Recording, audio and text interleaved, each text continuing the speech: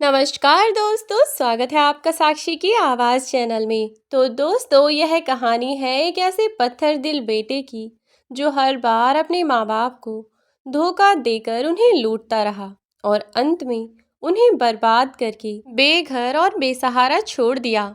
लेकिन अचानक ऐसा क्या हुआ कि वही बेटा पैरों में गिरकर माफ़ी मांगने लगा और हाथ जोड़कर उन्हें साथ ले जाने की विनती करने लगा। और क्या किया फिर उन माँ बाप ने? क्या उस जैसे इस जालिम बेटे को माफ़ कर देना चाहिए या नहीं? आइए जानते हैं कि उन्होंने क्या किया। कुणाल, तुम्हें क्या लगता है कि मैं तुम्हारे घर पहुंचकर खुश रहूंगी? तुम्हें ऐसा लगता है तो तुम गलत सोच रहे हो। तुम्हारे बुढ़े और बुढ़िया, तुम्हारे वो माँ बाप मुझे चैन से जीने भी नहीं देते और तुम घर जाने की सोच रहे हो। मैं तो वहाँ बिल्कुल नहीं जाऊंगी। तुम्हारी माँ मुझे पूरे दिन काम में लगाए रहती है। उस बुढ़िया का तो गला घोंटने का मन करता है मेरा, लेकिन क्या करूँ, कुछ कर नहीं सकती। तब कुणाल ने कहा, अच्छा अब तुम चुप हो जाओगी? बहुत ज़्यादा नहीं हो रहा अब तुम्हारा? और ये बताओ कि अगर हम जाएंगे नहीं तो हमारे पास पैसे कैसे आएंगे? अगर तुम ऐसे करोगी तो वो तो हमें कुछ भी देने से रहे। और वैसे भी तुमने अब तक जो किया वह कम नहीं है। इस सब के बाद भी अगर तुम्हारा यही ड्रामा रहा ना, तो भूल जाओ कि वह हमें कुछ देंगे। अपना सब कुछ औरों के लिए छोड़ कर चले जाएंगे, लेकिन हमें कुछ नहीं देंगे।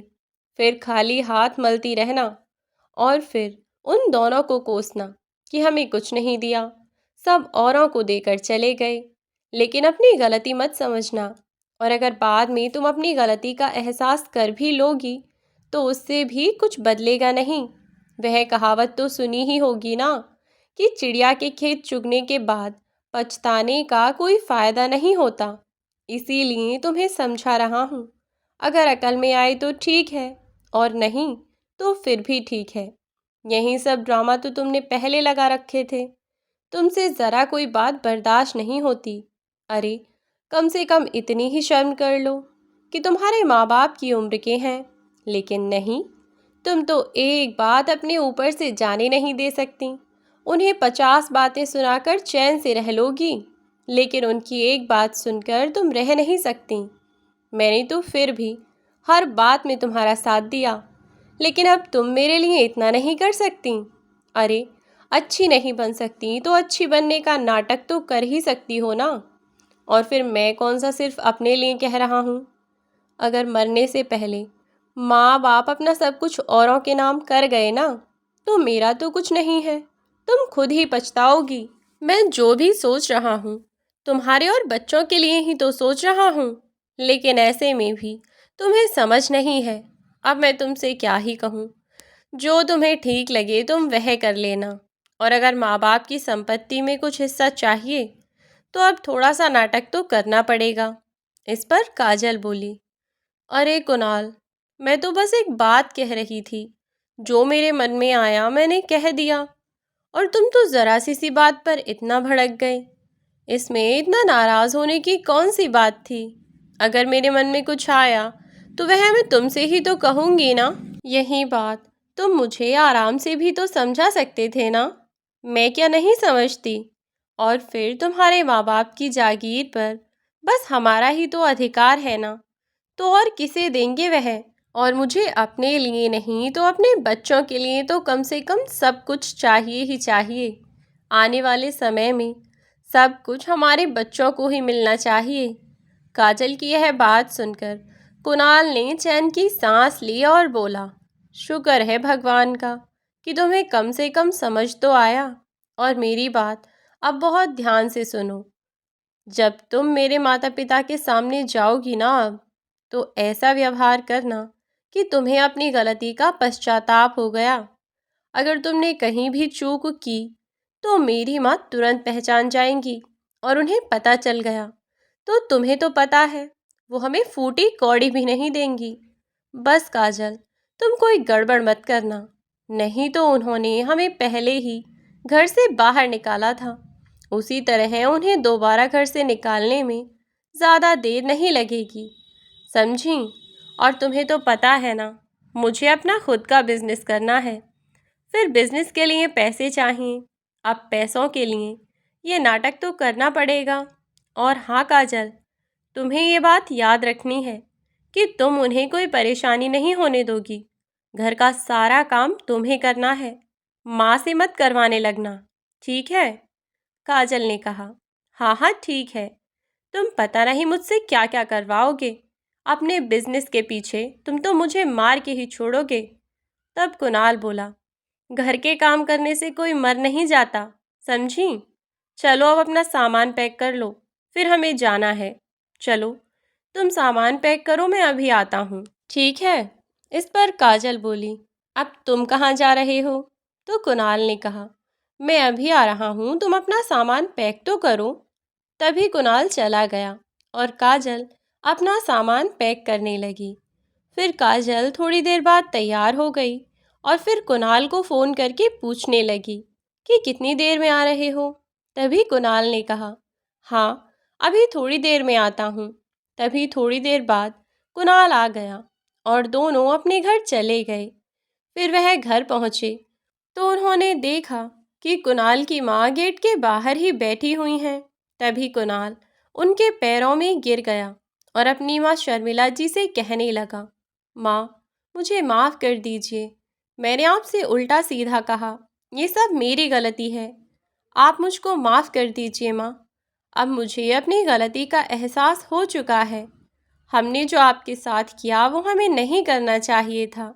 तभी काजल ने कहा, हाँ माँ जी, मुझे माफ़ कर दीजिए, आगे से हम आपको परेशान नहीं करेंगे। तभी शर्मिला जी ने कहा, तुम्हें सच में एहसास हो गया है या फिर नाटक करके कुछ लेने आए हो? अगर ऐसा है तो सुनो, अगर तुम्हें ऐसा लगता है कि मैं तुम्हें इस घर के हिस्से में से कुछ दूंगी तो ये उम्मीद मुझसे मत रखना, क्योंकि तुम्हें इसमें से एक फूटी कौड़ी भी नहीं मिलेगी, समझे? जो कुछ तुम्हारा था वो सब तुम खो चुके। मैंने जो तुम्हें रहने को घर दिया था वहीं तुमने बेच दिया। अब क्या करने आए हो? अब तुमको कुछ नहीं मिलेगा यहाँ। जो भी था वो मैं दे चुकी हूँ। अब मेरा ये घर ही बचा है, इसमें तो मुझे चैन से रहने दो। तभी कुणाल ने कहा, नहीं माँ, ऐसा नहीं है। हमें सच में एहसास हो गया है कि जो सुकून अपने घर में है वह कहीं नहीं मिलता। मैं सोचता था कि घर से बाहर आज़ादी है, पर नहीं, ऐसा नहीं है। जब सारी जिम्मेदारी अपने ऊपर आ जाती है तो इंसान अपने शौक मौज सब भूल जाता है। अब मुझे अपनी गलतियां नज़र आने लगी हैं।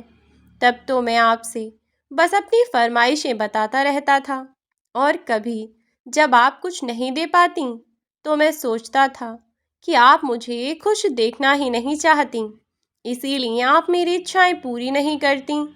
मैं वह सब कभी देख ही नहीं पाया कि आपने मेरे लिए कितना कुछ किया, और जब भी आपने मुझे कुछ करने से रोका या टोका तो वह मेरे भले के लिए ही था शायद, लेकिन मैं कभी समझा ही नहीं।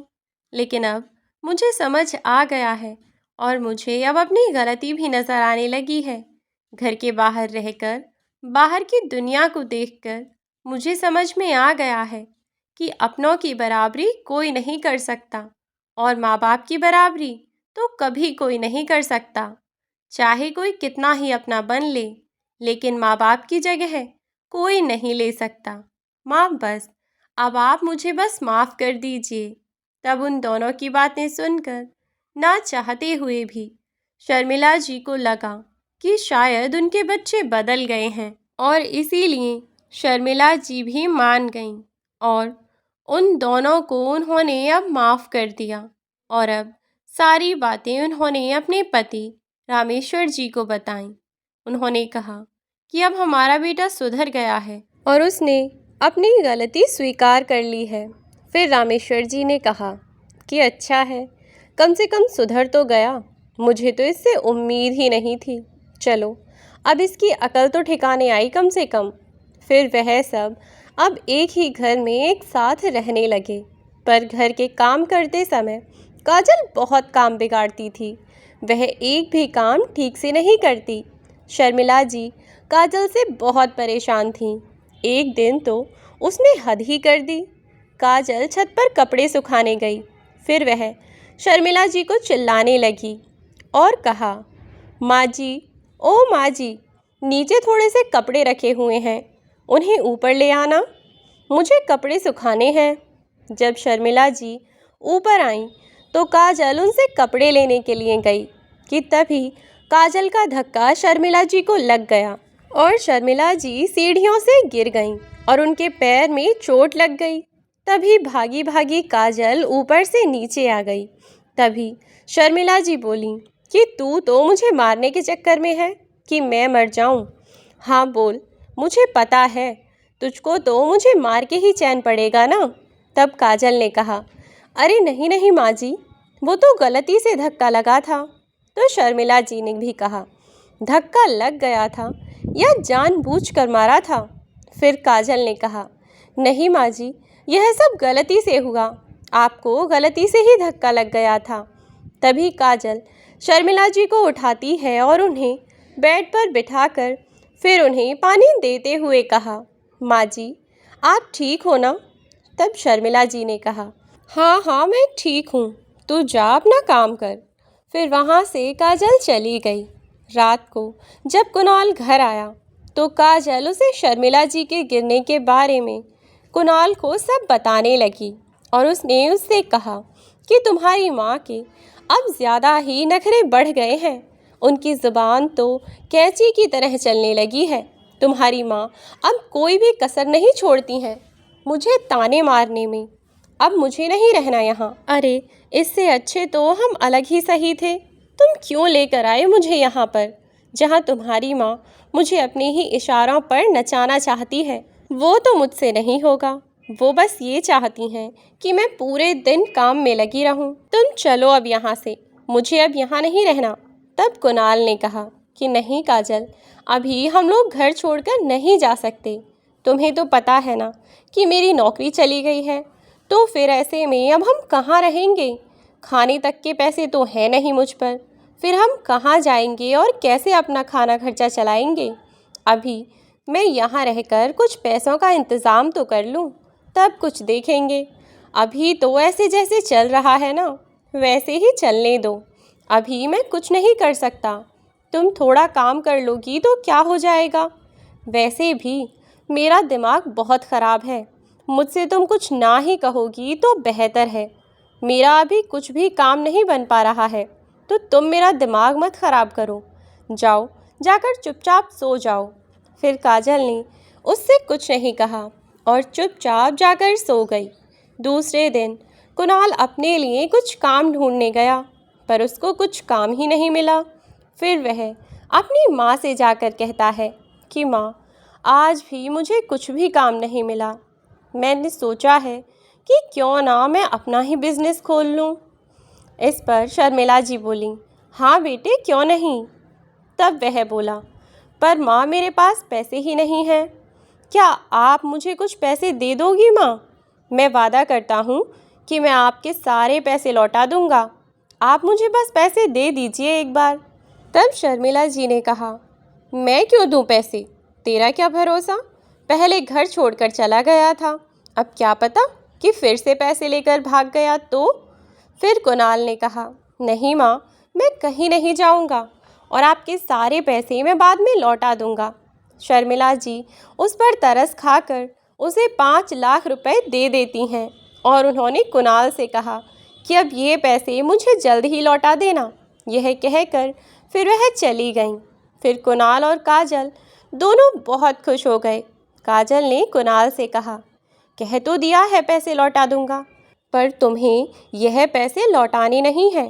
तो कुणाल बोला, अरे तुम क्या मुझे पागल समझ रही हो? अब मैं क्यों देने लगा पैसे लौटाकर? मैंने तो बस बोल दिया है। अब अपना बिजनेस स्टार्ट कर लूँ, फिर हम कहीं और एक अच्छा सा घर लेंगे और वहाँ रहेंगे। पहले अपना काम तो शुरू कर लूँ, ठीक है? फिर वह अपनी इलेक्ट्रॉनिक्स की दुकान खोलता है किसी दूसरे शहर में।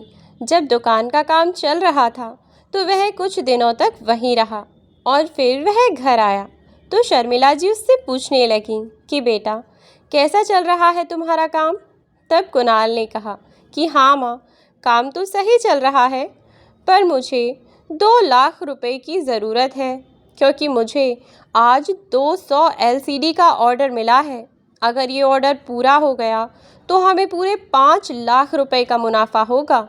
उसकी बात सुनकर शर्मिला जी ने कहा कि वह सब तो ठीक है बेटा, लेकिन अचानक अब इतने पैसों का इंतज़ाम कैसे होगा? कहाँ से आएंगे इतने पैसे? इस पर कुणाल अपनी माँ के पैर दबाने लगा और बोला, माँ, तुम पैसों का इंतज़ाम कर दो ना। जब मेरे पास पैसे आ जाएंगे तब मैं आपको लौटा दूंगा। और फिर मैं जो भी सोच रहा हूँ हमारे परिवार के लिए ही तो सोच रहा हूँ। ज़्यादा पैसा आएगा तो तुम्हें अच्छी ज़िंदगी दे पाऊँगा मैं। देख लो ना माँ, पैसों का इंतज़ाम कर दो, हमारा जीवन संवर जाएगा। कई सारी बातें वह एक साथ बोले चला गया। तब शर्मिला जी ने उससे कहा, बेटा, वह सब तो ठीक है, मैं तेरी सब बात मानती हूँ और समझती भी हूँ, लेकिन अब इतने सारे पैसे मैं कहाँ से लाऊंगी? जो मेरे पास थे वो तो मैंने सब तुझको ही दे दिए। अब मैं इतने पैसे कहाँ से लाऊं? तो वह तपाक से बोला, माँ, ये घर गिरवी रख दो ना। जब मेरा काम पूरा हो जाएगा तो मैं ये घर छुड़ा लूँगा। बस 1 महीने की ही बात है माँ, फिर मैं आकर सब कुछ ठीक कर दूँगा। यह सब बातें सुनकर पहले तो शर्मिला जी ने कुछ सोचा, लेकिन फिर आखिरकार थी तो एक माँ ही, और इसीलिए अपने बेटे का चेहरा देखकर शर्मिला जी फिर मान गईं और उन्होंने अपना घर गिरवी रख कर कुणाल को पैसे दे दिए। तब तो कुणाल ने यह कहा कि माँ, मैं आपके सारे पैसे लौटा दूंगा, और हाँ, मैं काजल को यहाँ से ले जा रहा हूँ, मुझे वहाँ उसकी ज़रूरत है। तब शर्मिला जी बोली, फिर मैं क्या अकेली रहूँगी? तो कुणाल बोला, नहीं माँ, आपके पास पिताजी रहेंगे ना, आप दोनों यहाँ रहना, मैं कुछ दिनों बाद आ जाऊँगा, तब आप दोनों भी मेरे साथ चलना और वहीं रहना। कुणाल ने उन्हें समझाया और फिर काजल को साथ लेकर चला गया। और ऐसे ही कुछ दिन बीत गए और कुणाल का कोई फ़ोन नहीं आया। जब बहुत दिनों तक उनके बेटे से कोई बात नहीं हो पाई तो एक दिन शर्मिला जी ने कुणाल को फ़ोन मिलाया, पर उसका फ़ोन बंद आया। शर्मिला जी और उनके पति रामेश्वर जी को तो ये भी नहीं पता था कि उनके बेटे कुणाल ने अपना बिजनेस खोला कहाँ है। कुणाल जो कहता गया वो दोनों भी बस वही करते रहे, पर उन्होंने एक बार भी ये नहीं पूछा कि उसने बिजनेस खोला कहाँ है। कुणाल का ना ही फ़ोन आया और ना ही फ़ोन उसका लग रहा था। ऐसे ही 1 महीना बीत गया और कुणाल का कोई अता पता ही नहीं था। शर्मिला जी और रामेश्वर जी यही सोच सोच कर परेशान थे कि अचानक उनका बेटा गायब कहाँ हो गया। ना तो उसने अपने माता पिता को कोई फ़ोन किया और ना ही उसका फ़ोन मिल रहा था। इधर घर पर कर्जदारों का आना जाना लगा हुआ था। अभी तक तो फिर भी ठीक था, कम से कम सिकंदर, जिस इंसान के पास उनका घर गिरवी रखा हुआ था, वह उन्हें अभी तक फ़ोन पर ही धमकाया करता था। लेकिन जब पूरा महीना बीत गया और उसे ब्याज भी न मिली तो आखिरकार एक दिन वह उनके घर जा पहुंचा, क्योंकि कुछ समय से रामेश्वर जी ने सिकंदर का फ़ोन उठाना बंद कर दिया था, क्योंकि जब उन्हें अपने बेटे का ही पता नहीं चल पाया तो वे उसे क्या जवाब देते, और वह उनसे पैसे के लिए ही टोकता रहता था। इसीलिए उन्होंने 1-2 बार उसका फ़ोन नहीं उठाया और नतीजा यह हुआ कि आज वह उनके घर आ खड़ा हुआ, जिसे सामने देखकर रामेश्वर जी घबरा गए और सिकंदर घर के अंदर जाकर अपने आप कुर्सी पर बैठ गया और फिर वह रामेश्वर जी से पैसे मांगने लगा। रामेश्वर जी ने कहा, अभी तो हमारे पास नहीं है, हमें थोड़ा सा वक्त दो। पर सिकंदर गुस्से में लाल हो गया और बोला, मैंने तुम्हें 2 हफ्ते का टाइम दिया था और आज 1 महीना हो गया। मुझे ये घर अब खाली चाहिए, जल्दी से जल्दी इस घर को खाली करो। यह सुनकर शर्मिला जी ने सिकंदर से कहा, भैया, हमें थोड़ा सा समय और दे दो, हमारा बेटा आ जाएगा तो वह आपको सूद समेत आपके पैसे लौटा देगा। पर सिकंदर नहीं माना और घर खाली करने की रट लगाने लगा। फिर रामेश्वर जी और शर्मिला जी ने सिकंदर से बहुत विनती की। वे दोनों हाथ जोड़कर सिकंदर के आगे गिड़गिड़ाने लगे और उससे प्रार्थना करने लगे कि भैया, अगर हमें यहाँ से निकाल दोगे तो हम दोनों इस बुढ़ापे में कहाँ जाएंगे। हम पर थोड़ा सा तरस खाओ, थोड़ा समय और दे दो भैया, जल्दी से जल्दी हम तुम्हारा पैसा लौटा देंगे। यह सब कहते कहते शर्मिला जी रोने लगीं। तब उन दोनों को यूं गिड़गिड़ाता हुआ देखकर सिकंदर को उन पर तरस आ गया और सिकंदर मान गया और उन्हें 1 हफ्ते की मोहलत और दे दी। फिर वह वहां से चला गया। सिकंदर के जाने के बाद शर्मिला जी और रोने लगीं और कहने लगीं कि अब हम पैसे कहाँ से लाएंगे, हमारे तो बेटे का भी अता पता नहीं है। तब रामेश्वर जी ने कहा कि तुम शांत हो जाओ, मैं आज आसपास के शहर में जाकर देखूंगा। तभी शर्मिला जी ने कहा कि हाँ, आप जाकर देखना, क्या पता कि उसका पता चल जाए। आप जाओ और उसे ढूंढने की कोशिश करना। अब रामेश्वर जी ने अपने बेटे को ढूंढने का निश्चय कर लिया और इसीलिए वे अपने घर से निकल पड़े। सुबह सुबह गमछा कंधे पर डाल, बगल में अपना झोला दबाए वे शहर की ओर निकल पड़े। यहाँ वहाँ बहुत ढूंढा, अपने बेटे का फोटो दिखा दिखा कर बहुत लोगों से पूछा, पर कोई अता पता न चला। सुबह से दोपहर और दोपहर से लेकर शाम हो गई। सारा समय ऐसे ही बीत गया, लेकिन शाम तक भी उनके बेटे का कुछ पता न चला। आखिरकार हताश होकर बेचारे रामेश्वर जी अपने घर के लिए चल दिए। लेकिन अचानक ही उनकी नज़र जैसे ही सामने पड़ी तो वह सामने देखते ही चौंक गए, क्योंकि जब रामेश्वर जी लौटकर घर जा रहे थे तभी उन्हें रास्ते में बाइक पर जाता हुआ कुणाल दिखा। उसे देखते ही रामेश्वर जी चिल्लाने लगे, लेकिन कुणाल ने आवाज़ नहीं सुनी और वह सीधा चला गया। रामेश्वर जी ने भी देर नहीं की और तुरंत ही एक ऑटो में बैठकर कुणाल की बाइक का पीछा करने लगे और पीछा करते करते वह उसके घर पहुंच गए। फिर उन्होंने कुणाल को बुलाया। कुणाल रामेश्वर जी को देखकर चौंक गया और बोला, आप यहाँ कैसे आए? तभी रामेश्वर जी ने कहा, तूने तो हमें छोड़ ही दिया, ये भी नहीं सोचा कि तुम्हारे माँ बाप किस हाल में जी रहे हैं। हमने तुम्हारे लिए अपना घर गिरवी रख दिया और तुमने हमें मुड़कर भी नहीं देखा और ना ही हमें बताया कि तुम कहाँ हो और ना ही तुमने हमारा फ़ोन उठाया। और तुम्हें पता है कि जिसके पास घर गिरवी रखा था वो भी अपने पैसे मांगने के लिए आया था। उसने हमें 1 हफ्ते का समय दिया है। अब बताओ मैं क्या करूं? कहाँ से लाऊं इतने पैसे जो तुमने लिए? अब तुमको ही ये कर्ज चुकाना होगा। तब कुणाल ने कहा, मैं आपकी कोई भी मदद नहीं कर सकता, आप यहाँ से चले जाइए, यहाँ मेरी भी इज्जत है, आप यहाँ ऐसे चिल्ला के बात मत कीजिए। तभी अंदर से काजल आई और रामेश्वर जी को देखकर बोली, ये यहाँ भी आ गए, इनको चैन नहीं है क्या? यहाँ से जाइए, आपकी यहाँ ज़रूरत नहीं है। वह दोनों रामेश्वर जी को सुनाने लगे और उन्हें वहाँ से जाने के लिए मजबूर कर दिया। फिर रामेश्वर जी बेबस होकर लौट आए। उन्होंने सारी बातें शर्मिला जी को बताईं। शर्मिला जी ये बात सुनकर चौंक गईं और कहने लगीं कि अब जो हमारा कर्ज है उसको कौन उतारेगा? सिकंदर हमें 1 हफ्ते की मोहलत देकर गया है, वो तो हमें फिर घर से बेघर कर देगा। अब तो आप भी कुछ काम नहीं करते, फिर हम कहाँ से लाएंगे पैसे? और हमारे बेटे ने तो हमें ऐसे पराया कर दिया जैसे कि हम उसके कोई हैं ही नहीं। उसने तो बस अपने बिजनेस के पैसे हमसे निकाल लिए और चला गया, हमें छोड़कर।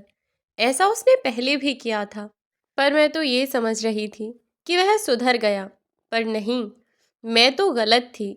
अब उसने हमारे बारे में इतना भी नहीं सोचा कि हमारा घर भी नहीं रहेगा तो हम कहाँ जाएंगे। राम जाने अपनी कोख से मैंने किस अजगर को जन्म दिया जो अपने ही माँ बाप को निगलने पर तुला हुआ है। एक बार भी हमारे बारे में नहीं सोचा उस नालायक ने। काश कि वह पैदा होते ही मर गया होता, तो आज हमें यह दिन न देखना पड़ता। मैंने एक बार उसकी गलतियों को माफ कर दिया। सोचा कि शायद सुधर गया होगा, शायद इसे अपनी गलती का एहसास हो गया होगा कि इसने जो किया वह कितना गलत था। लेकिन नहीं, गलत तो मैं थी, जो ऐसी नालायक औलाद पर मैंने फिर से भरोसा किया और उसे इस घर में रहने दिया। यह सब कहती कहती शर्मिला जी खुद को कोसे जा रही थीं और साथ ही कुणाल को 1000 गालियां और बद्दुआ दे रही थीं। लेकिन यह सब करने से अब कुछ भी बदलने वाला नहीं था और इसीलिए रामेश्वर जी ने उन्हें समझाया कि ईश्वर ने जो हमारे लिए सोचा है आखिरकार वही होगा। हम कुछ भी बदल नहीं सकते। जो हमारे नसीब में है वह हमें झेलना ही पड़ेगा। इसीलिए तुम बिल्कुल परेशान मत हो। हमारे यूं रोने झींकने से अगर कुछ बदलने वाला होता तो कब का बदल चुका होता। लेकिन नहीं, ऐसे सिर्फ तुम्हारी तबीयत खराब होगी और कुछ नहीं। जो होगा सो देखा जाएगा। और फिर हम दोनों साथ में तो हैं ही, चाहे जैसी भी परिस्थिति हो। मैं तुम्हें भूखा नहीं रहने दूंगा। कम से कम मुझ पर भरोसा करो और अपने उस भगवान पर भरोसा रखो। हमने किसी का बुरा नहीं किया, तो उसने भी हमारे लिए कुछ तो सोच ही रखा होगा ना। वह जिस हाल में रखना चाहता है, आखिरकार हमें उस हाल में रहना होगा ना। रामेश्वर जी ने उन्हें समझाया बुझाया और चुप कराया। ऐसे ही एक एक करके दिन बीतते रहे और यूं ही एक हफ्ता भी बीत गया और फिर अगले दिन सिकंदर भी उनके घर आ गया। उसने रामेश्वर जी से पैसे मांगे तो उन्होंने अपनी सारी बात सिकंदर को बताई, पर सिकंदर पर उनकी बातों का कोई असर नहीं पड़ा।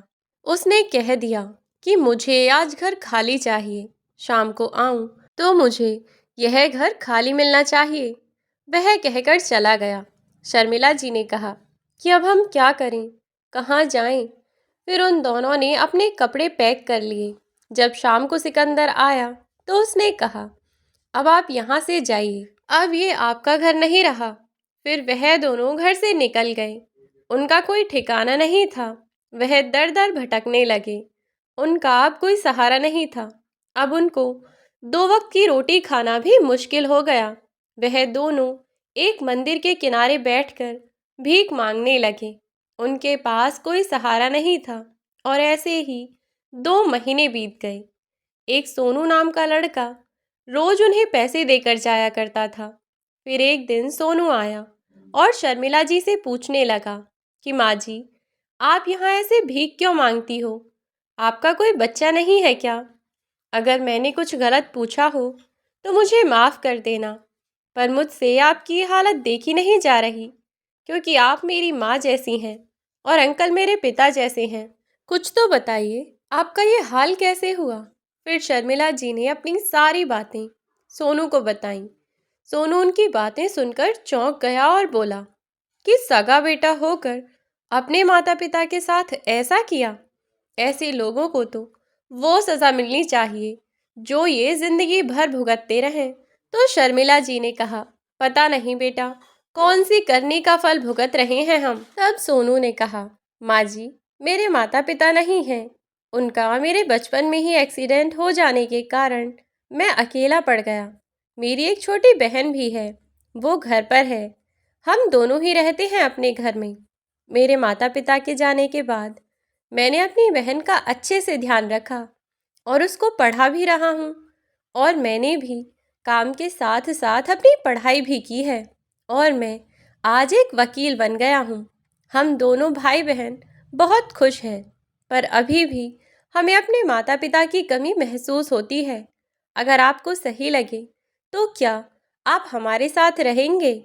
मैं आप दोनों को वचन देता हूँ कि मैं आपको कभी कोई कमी महसूस नहीं होने दूंगा। बस आप मेरे साथ मेरे घर चलिए। तब शर्मिला जी ने कहा कि तुम पराए होकर भी अपने से ज़्यादा प्यार कर रहे हो और एक हमारा बेटा है जिसने हमें अपना होकर भी पराया कर दिया। रामेश्वर जी ने सोनू से कहा, कि अगर तुम्हारे जैसे बेटे हों तो किसी के भी माँ बाप को ऐसे भीख नहीं मांगनी पड़ेगी बेटा। फिर रामेश्वर जी और शर्मिला जी सोनू के साथ उसके घर चले गए। सोनू ने उन्हें अपनी बहन से मिलवाया और अपनी बहन को बताया कि ये अब से हमारे मम्मी पापा के समान हैं, जो आज से हमारे साथ ही रहेंगे। सोनू की बहन रीना भी बहुत अच्छी थी। वह शर्मिला जी और रामेश्वर जी को अपने माता पिता जैसा ही मानते हैं। फिर वह खुशी खुशी रहने लगे। ऐसे ही कुछ साल बीतते रहे और सोनू की बहन रीना अब डॉक्टर बन गई। आज वह बहुत बड़ी डॉक्टर बन गई थी। उसने खुद का एक हॉस्पिटल खोलने का सोचा और उसने एक वीआईपी हॉस्पिटल खोलने की तैयारियां जोरों शोरों से शुरू कर दी। वह पूरे शहर का सबसे बड़ा हॉस्पिटल बन गया था। पर रीना ने कुछ अलग हटके सोचा कि वह हर एक कमरे में एलसीडी लगाएगी, जिससे मरीजों का मन लगा रहेगा। वह पूरे 500 एलसीडी का ऑर्डर कर देती है। जिसको रीना ने ऑर्डर दिया था वह कोई और नहीं बल्कि कुणाल ही था। कुणाल को जब यह ऑर्डर मिला तो कुणाल बहुत खुश था कि उसे इतना बड़ा ऑर्डर मिला, क्योंकि उसे आज से पहले इतना बड़ा ऑर्डर कभी नहीं मिला था। जब कुणाल एलसीडी देने आया तो वह देखता है कि वहाँ तो उसके माता पिता बैठे हुए हैं। यह देखकर वह हैरान हो गया और सोचने लगा कि ये दोनों यहाँ पर कैसे। तभी रामेश्वर जी ने कुणाल को देख लिया और कहा, तुम यहाँ क्यों आए हो? यहाँ हम चैन से रह रहे हैं, अब तुमको यहाँ भी कोई परेशानी है? तभी सोनू आया और बोला, क्या हुआ पिताजी? इस कुणाल ने आपसे कुछ कहा है क्या? तभी रामेश्वर जी ने उसे बताया कि वही उनका बेटा है, जो हमारे बुरे वक्त में हमें छोड़कर चला गया और हमें पलटकर भी नहीं देखा। तो सोनू ने कहा, क्या सचमुच पिताजी, यह आपका बेटा है? तो मैं अभी की अभी यह ऑर्डर कैंसिल करता हूँ। ऐसे लोगों को तो डूबकर मर जाना चाहिए, जो अपने माता पिता को खुश नहीं रख सकते। उसका कोई अधिकार नहीं है आगे बढ़ने का। अब मैं यह ऑर्डर कैंसिल करता हूँ। तब कुणाल बोला, नहीं नहीं भाई, ऐसा मत करो, मेरा बहुत बड़ा नुकसान हो जाएगा। अभी तो इनके पैसे भी नहीं गए हैं। ऐसा हुआ तो मैं बर्बाद हो जाऊंगा। कृपया ऐसा ना करें, मेरा परिवार रोड पर आ जाएगा। फिर सोनू ने कहा कि अब तुम्हारा परिवार क्या रोड पर आएगा, वो तो पहले ही आ गया था। जब तुम्हारे माता पिता घर से बेघर हो गए थे, तब तुम्हें इन पर तरस नहीं आया? तुमने इनके बारे में एक बार भी नहीं सोचा? अब तुम्हें पता चलेगा कि जब घर से बेघर हो जाते हैं तो कैसा लगता है। तुम्हें भी तो पता चले। तभी कुणाल ने कहा, नहीं भाई, मुझे माफ़ कर दीजिए। अब मैं अपनी गलती समझ चुका हूँ। मुझे अपनी गलती का एहसास हो गया है।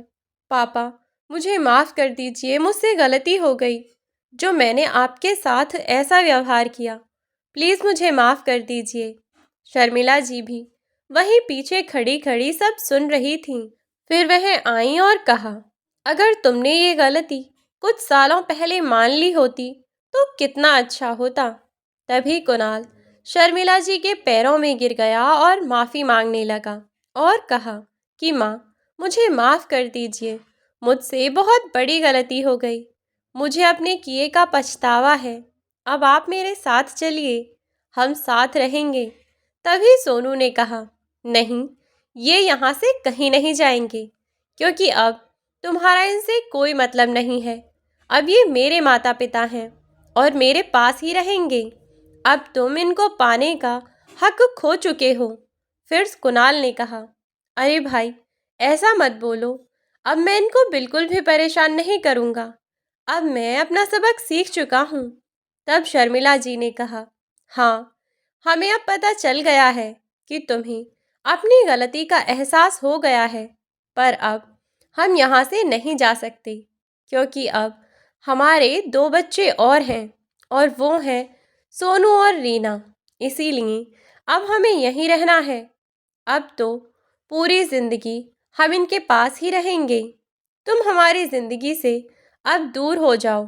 क्या पता कि अब भी यह सब सिर्फ तेरा नाटक हो और इस बारे में मैं और तेरे पिताजी कुछ भी नहीं कह सकते।